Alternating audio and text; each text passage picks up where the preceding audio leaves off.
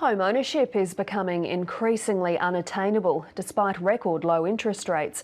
But a group known as the Future Housing Task Force believes the great Australian dream is still possible if buyers are prepared to think outside the box. As Christina Harrison explains, the Queensland think tank is pushing a smaller, smarter version of the traditional Aussie home.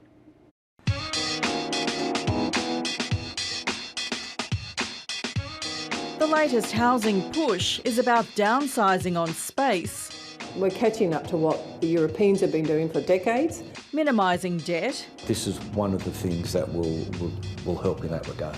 and accommodating the growing number of people who live alone. That's something Australia needs more than anything. It's a new take on an old idea, similar to a home and granny flat or a boarding house.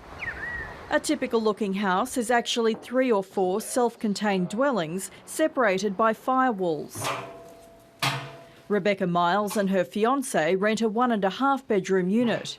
It's a lot easier to maintain and it's easier to clean. The occupants only share a pathway. In other designs, it's a laundry. Instead of taking a typical 4-bedroom home, which by the way means we've got 12 million vacant bedrooms as a result of that, we create a 3-bedroom home using the same space.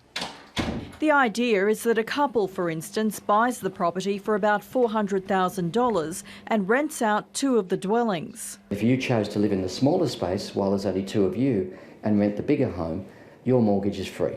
The average median house price in metropolitan Brisbane is $475,000, with 28% of household income devoted to mortgage repayments.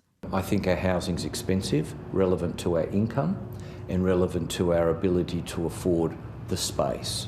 The REIQ believes abolishing stamp duty and boosting housing stock would also help get more local owner-occupiers into the market. The statistics we have indicate that there needs to be around 40,000 new homes being built per year to keep up with the demand here in Queensland. And over the last 5 years, what we've seen is an average of about 30,000. So as we walk into the home, this is the common area, and then the home splits into 2 separate residences. Kevin Doodney founded the Future Housing Task Force to tackle the challenges of housing affordability. So Kevin, who might this space suit? Well, this space is 24 square metres, so it's ideal for, say, an individual person who really has got a high work schedule. The prototype isn't much bigger than a motorhome. We create beds that come out of walls, we create beds that come out of places like your kitchen bench. The task force built the home in a shed to demonstrate the possibilities to local government and developers. Logan is one of 3 Queensland councils that's come on board. Logan's been progressive and we're providing the solutions for home ownership for young people to achieve the Australian dream. It recently changed its planning regulations to accommodate the designs. It's not just home ownership, it's looking at the future issues that are coming our way with an ageing population as well. To showcase all of its ideas, the task force is planning to open a future housing village here at Collingwood Park in Ipswich early next year.